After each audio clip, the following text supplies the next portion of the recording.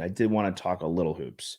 Yeah. I know I asked you to close this out, but I No. totally I forgot. before Yeah, before we talk hoops, just for anyone watching, listening out there, we are proud sponsors and voices of BetOnline.ag. So go to BetOnline.ag, use our promo code Believe. That's BLEAV. They will match your first deposit if you want to put a futures bet on the Longhorn Hoops team to win the national championship. I'm not there yet, but the more and more I watch our guys play, Dylan Disu back in the lineup, I get a little bit more excited about what we can do in March. And Josh, I'll let you kind of take it from there, buddy.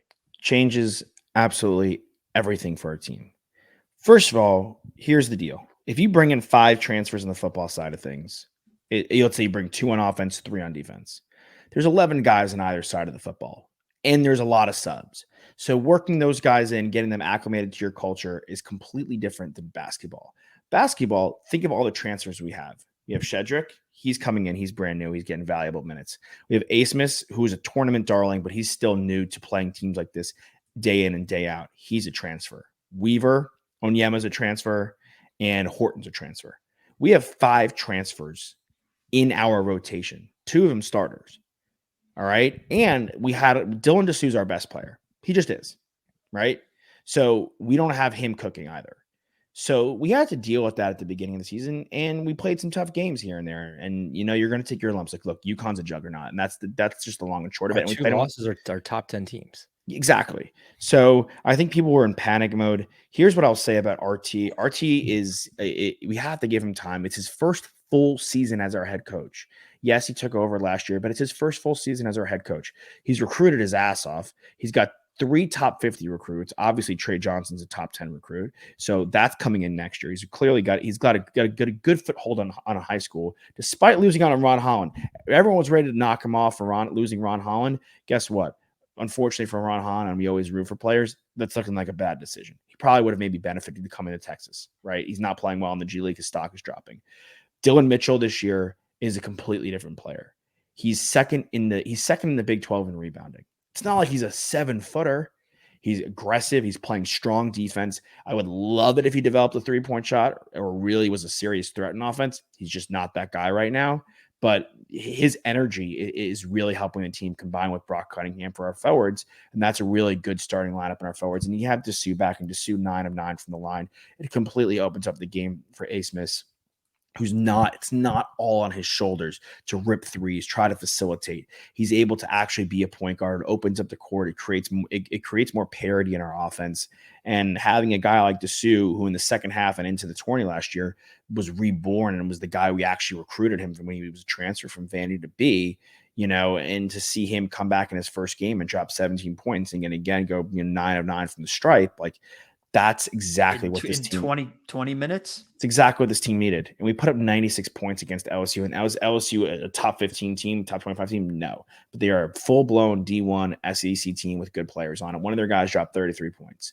So Jordan Wright's a good player on their team. Yeah, sure. Jordan Wright, thank you. They are a legit team. So for us to go in and do that and put up that much points, like I would love it if our defense shored up a little bit, but it's going to happen in college basketball in a barn burner like that. We pretty much had a handle on that game the entire time. So I was really proud of our team, really proud of our boys. We have 3 really cupcake games coming up, and then we hit the Big 12. And the Big 12 is no joke this year, as it is. Again, we always say it's the best basketball conference in all of college basketball. But the first 3 games, at least, we have we don't really see a great player until we get to UCF and see Sellers, who's one of the top scorers in the nation. As it stands, there's 4 top 10 teams in the Big 12 right now. I mean, dude, OU's undefeated. Kansas is just, as we knew going into it, is a juggernaut. And Houston. Baylor, and yeah, I want to see Houston play somebody. I mean, I'm not going to doubt them. I want to see them play somebody, of serious stature. But Baylor Walter is, a really top tier freshman. LJ Crider, ironically, from Baylor to Houston, he's shooting the lights out the place for the Houston Cougars. So yeah, and again, BYU has Jackson Robertson, he's that guy is one of the top 3-point shooting guards in the nation. So they're no slouch either. It's a really and OU, like I said, Oweh has been a phenomenal guard for OU, and he's really leading that team, and he's leading the charge over there. So it's going to be a fun Big 12 gauntlet. Unfortunately, depending on how you want to look at it, we don't see everybody multiple times.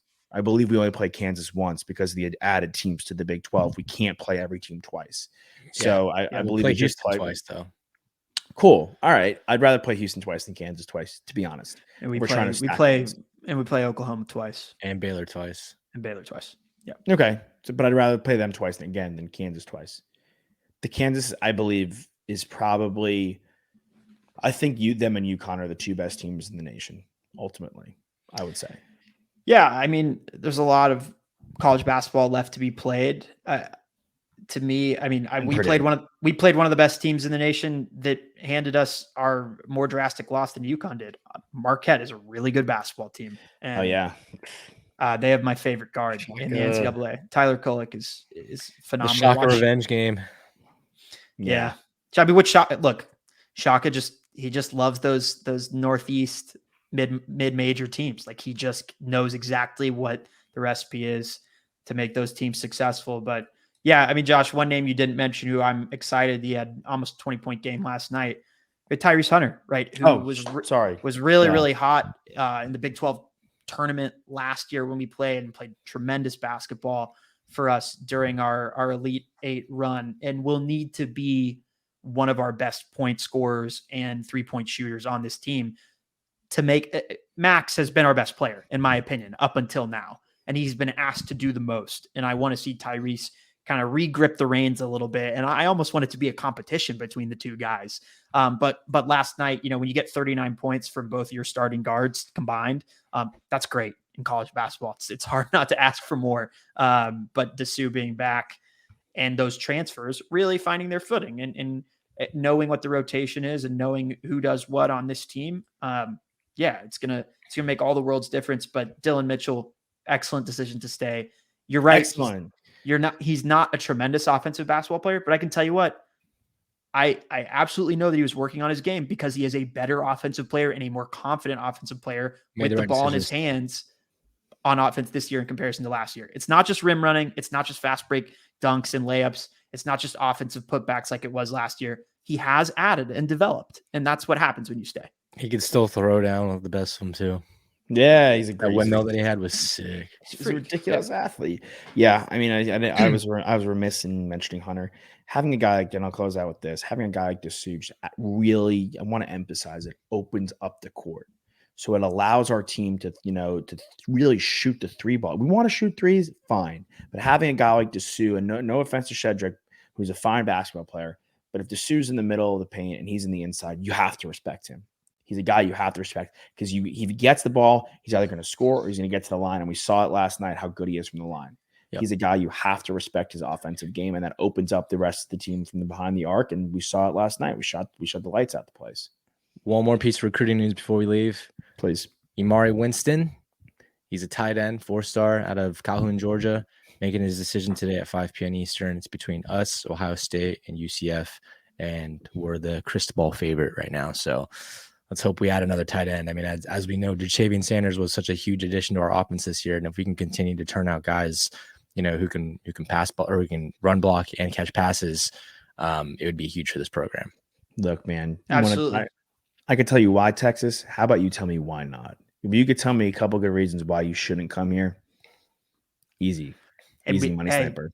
We keep moving up that board. 247 now has us as the number 5 recruiting class in 2024. Last week we were number 6. We're moving on up. Oh, we might be number 4 by the end of the day. Could be number 4. All right, guys, horns up. We'll see you guys next time. Shout out to Texas Sports Unfiltered. We're pumped to be with you guys going forward. Hook 'em.